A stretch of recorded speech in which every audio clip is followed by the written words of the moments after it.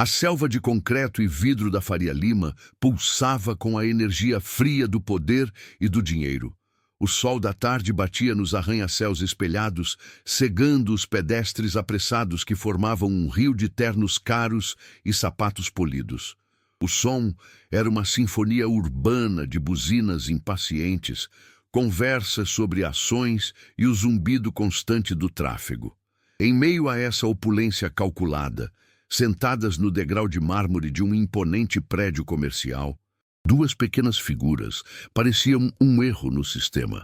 Eram Alice e Maria, gêmeas de 8 anos, com suas roupas simples e tranças desiguais, observando aquele mundo estranho com uma curiosidade silenciosa.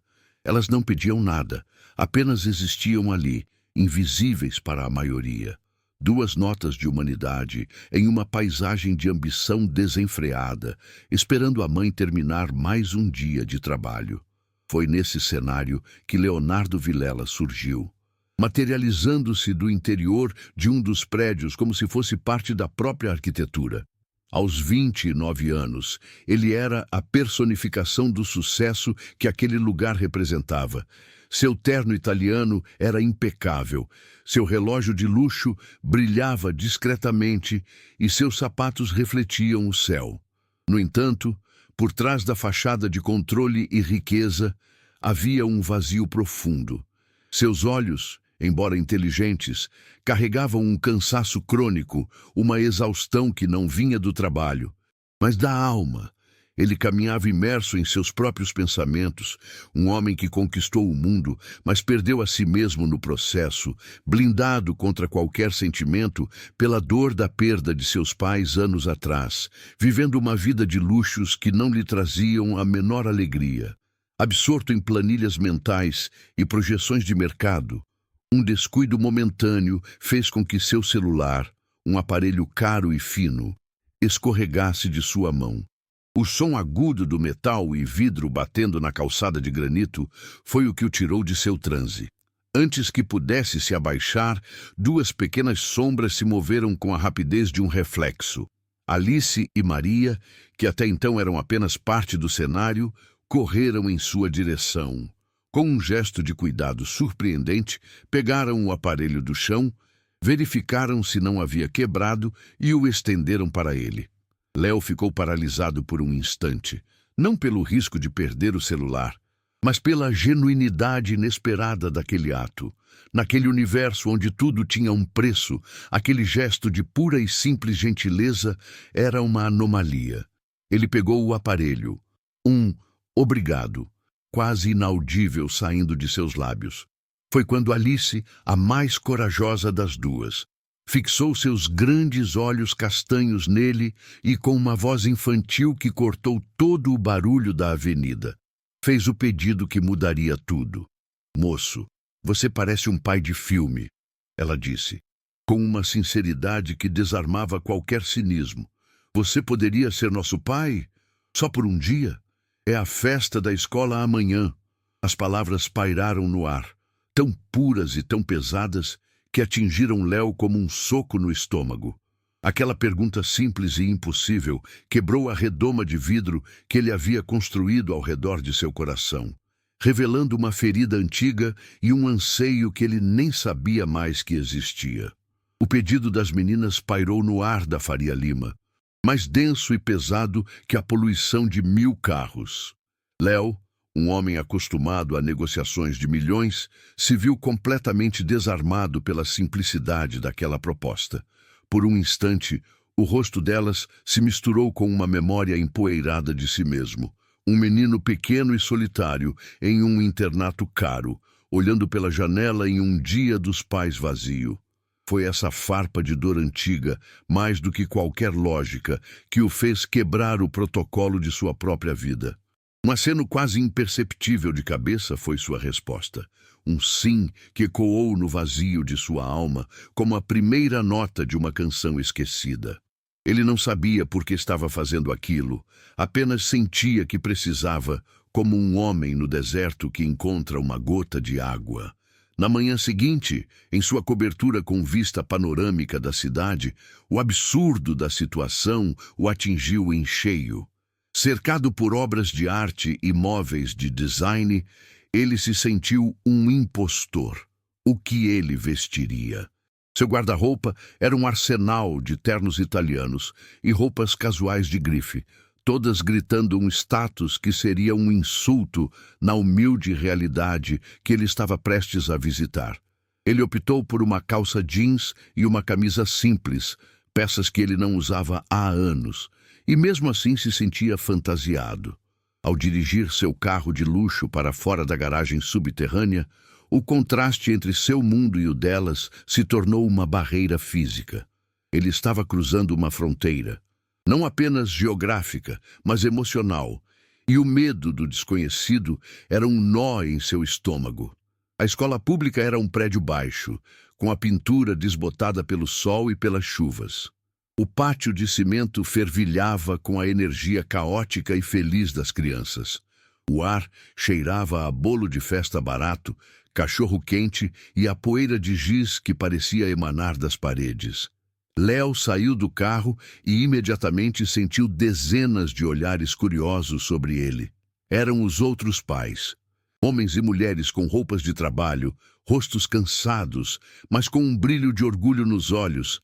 Ele era o estranho ali, o elemento deslocado, uma figura de outro universo que havia pousado por engano. Por um momento, quis dar meia volta e fugir, voltar para a segurança de seus números e planilhas, onde as emoções podiam ser calculadas e controladas. Foi então que ele as viu. Alice e Maria estavam perto do portão, os olhos varrendo a rua com uma ansiedade palpável. Quando o avistaram, seus rostos se transformaram. A apreensão deu lugar a um sorriso tão grande e luminoso que parecia capaz de iluminar a cidade inteira. Elas correram em sua direção, duas pequenas forças da natureza, e se agarraram às suas pernas sem dizer uma palavra. Aquele abraço, desajeitado e apertado, foi o primeiro contato físico genuíno que Léo teve em anos. Ele sentiu o calor de seus corpos pequenos, a confiança incondicional naquele gesto, e a armadura que ele usava há tanto tempo começou a rachar, permitindo que um filete de calor entrasse pela primeira vez. A festa foi uma sucessão de momentos simples e desconcertantes. Ele participou de uma corrida de saco e caiu de forma espetacular para a gargalhada geral das crianças. Comeu um cachorro-quente em um pão mole, o sabor artificial da salsicha e do ketchup contrastando com os pratos gourmet que estava acostumado a desprezar. Mas o momento que o quebrou de vez foi quando Alice o puxou pela mão e, com o peito estufado de orgulho, o apresentou à professora. Esse é o nosso pai, o Léo. A forma como ela disse nosso pai, com uma posse e uma alegria tão puras, atingiu Léo com a força de uma onda. Ele era um estranho desempenhando um papel, mas para elas, naquele instante, ele era o mundo. Depois da festa, ele não queria que o dia acabasse. A ideia de voltar para seu apartamento silencioso era insuportável.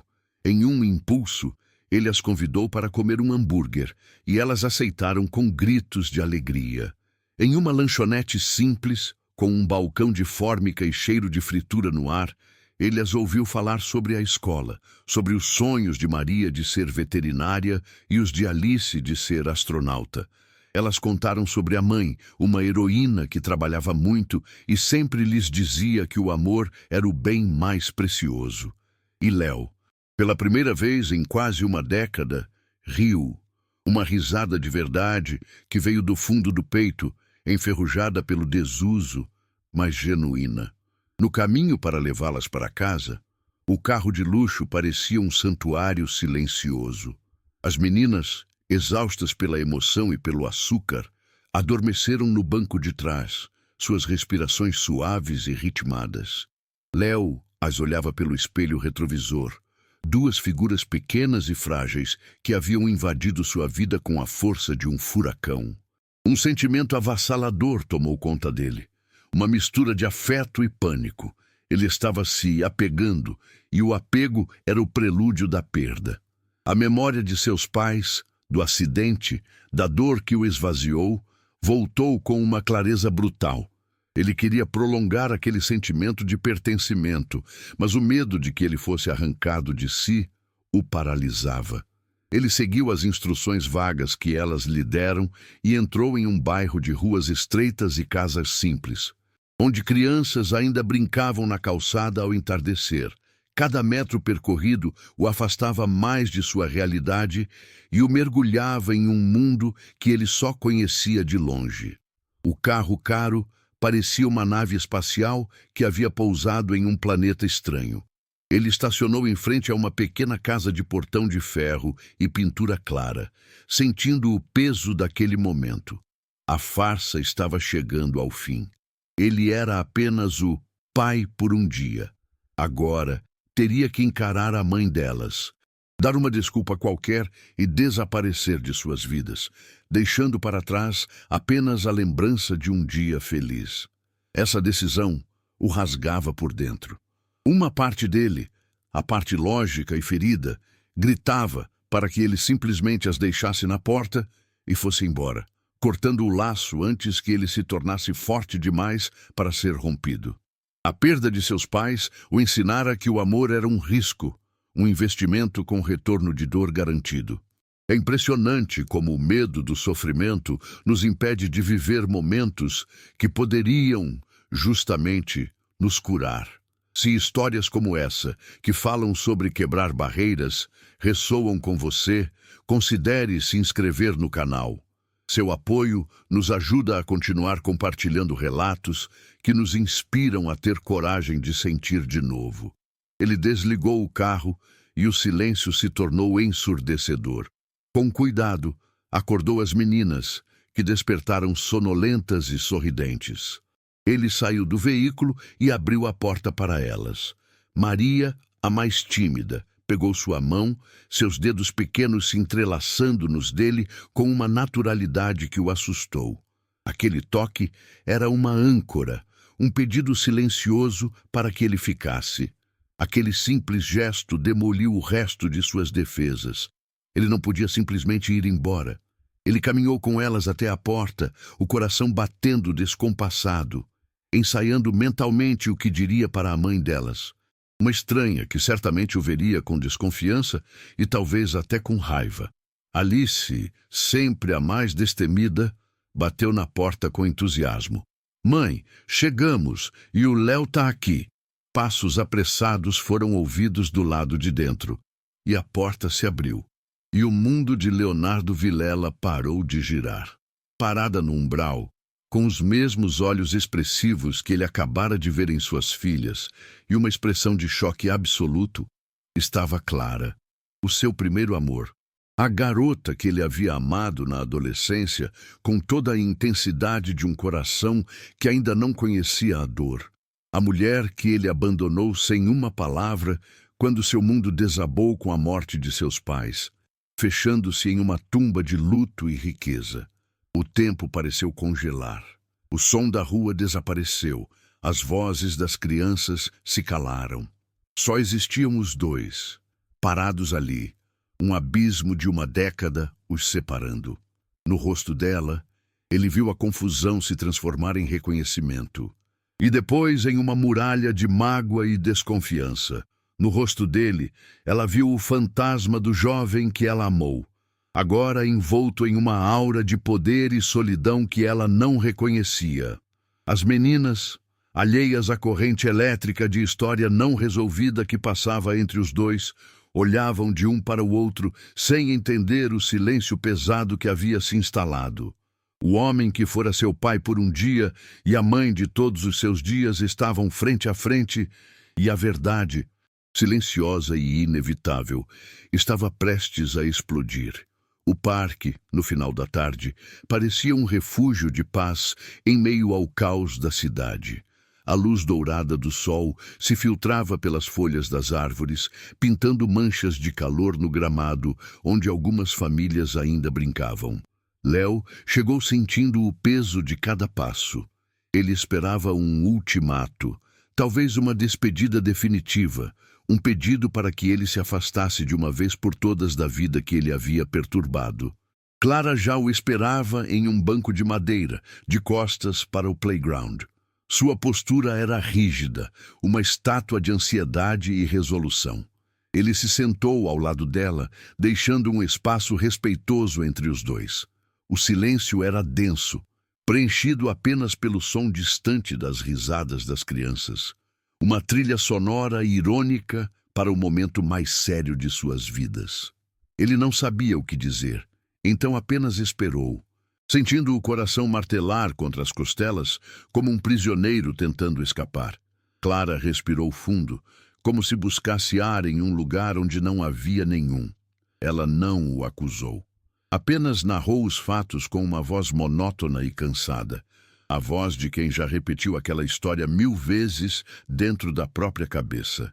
Falou sobre a dor de seu desaparecimento repentino, sobre os meses de incerteza e, finalmente, sobre a descoberta que mudou seu destino para sempre. Contou como decidiu não procurá-lo, por respeito ao seu luto avassalador e por um orgulho ferido que a impediu de parecer um fardo. Cada palavra era uma pedra sendo retirada de seu peito e colocada sobre o dele. Então, ela parou, virou o rosto e, com o que restava de sua força, o olhou nos olhos e disse a frase que redesenhou o universo dele. Léo, as meninas, Alice e Maria são suas filhas. O ar foi roubado de seus pulmões. O mundo parou de girar. As cores, os sons, tudo se desfez em um borrão sem sentido. A revelação não foi uma gota, foi um dilúvio, uma torrente de compreensão que varreu toda a lógica, toda a dor e toda a solidão que ele havia cultivado por uma década. Aquele puxão instantâneo que sentiu ao vê-las na calçada, a familiaridade em seus olhos, a sensação de pertencimento que o invadiu na festa da escola. Nada daquilo fora um acaso. Era sangue, era alma, era a parte dele que havia sido arrancada sem que ele soubesse. O vazio que ele tentara preencher com carros de luxo, apartamentos vazios e reuniões intermináveis, de repente, tinha um rosto. Tinha 2 rostos. Tinha os sorrisos de Alice e Maria. A dor da perda de seus pais, que ele usara como um escudo, agora se revelava apenas metade da história. A outra metade era a ausência da família que ele nem sabia que tinha perdido. A família que estava ali o tempo todo, crescendo à sua sombra. E então, o homem que não chorava, que se orgulhava de seu controle inabalável, desabou. Sentado naquele banco de parque, Leonardo Vilela se curvou e chorou como a criança solitária que um dia fora. Não eram lágrimas de tristeza, mas de uma vida inteira de emoções represadas que finalmente encontravam uma saída. Eram lágrimas pelo tempo perdido, pelo pai que ele não foi, pelo amor que ele abandonou e, acima de tudo, pela alegria esmagadora de ter sido encontrado. Me perdoa. Ele sussurrou entre os soluços, a palavra se quebrando em sua garganta. Clara, me perdoa. Há momentos em que a verdade nos quebra em 1000 pedaços, apenas para nos mostrar a única forma de nos reconstruirmos de verdade. É por histórias de recomeço como esta que pedimos sua inscrição no canal, para que possamos continuar a encontrar e compartilhar a força que existe em cada um de nós. Nos olhos de Clara, não havia triunfo, apenas o eco de uma dor compartilhada e o alívio de um fardo que ela carregou sozinha por 8 longos anos. Ela não disse nada, apenas estendeu a mão e, hesitando por um instante, tocou o ombro dele. Aquele toque era a absolvição, o perdão e o convite. O abismo de uma década não havia desaparecido, mas pela primeira vez havia uma ponte sendo construída sobre ele, uma ponte frágil, feita de lágrimas e de uma verdade dolorosa, mas uma ponte ainda assim, ali. Enquanto o sol se punha e as últimas crianças deixavam o parque, Léo não era mais o milionário solitário e Clara não era mais a mãe solteira abandonada. Eles eram apenas um pai e uma mãe, diante da tarefa monumental e maravilhosa de apresentar um ao outro a uma família que, sem saber, sempre existiu. O caminho seria longo, mas pela primeira vez em muito tempo, ele não estava mais sozinho. O recomeço não foi uma explosão de felicidade, mas uma construção lenta e deliberada. Tijolo por tijolo. Léo não tentou comprar o tempo perdido com presentes caros ou viagens extravagantes. Em vez disso, ele ofereceu o único bem que suas filhas realmente desejavam: sua presença.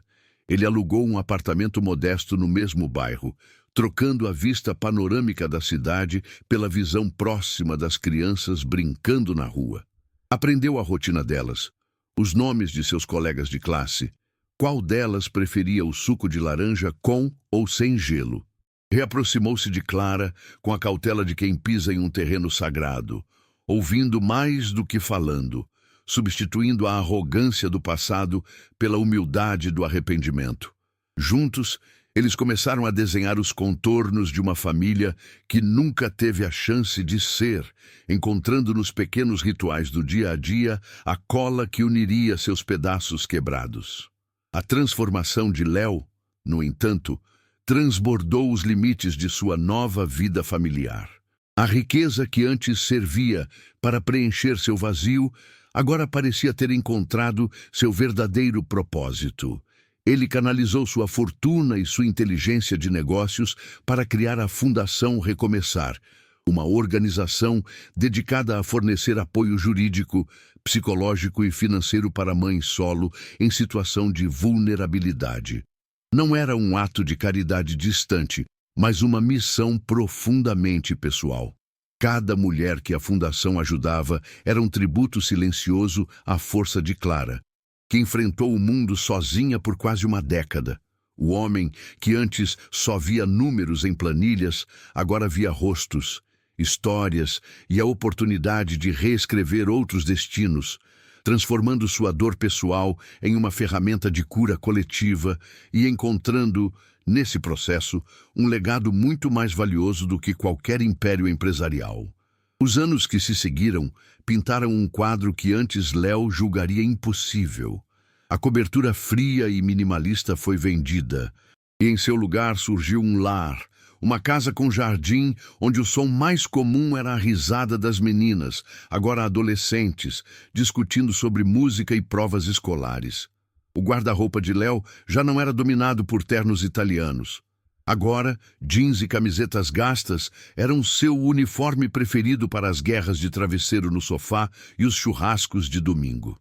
A expressão cansada em seu rosto foi permanentemente substituída por um brilho sereno.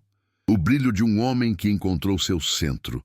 Ele e Clara, lado a lado, não tentaram apagar o passado doloroso, mas o integraram à sua história como a fundação de uma estrutura muito mais forte, um amor maduro forjado no perdão e na admiração mútua. Certo dia, ao passar de carro pela mesma Avenida Faria Lima, onde tudo começou, Léo viu uma cena familiar. Uma jovem mãe sentada no degrau de um prédio, tentando acalmar seu filho pequeno, que chorava. O antigo Leonardo Vilela teria passado direto, cego pela própria pressa. O novo Léo, porém, parou o carro.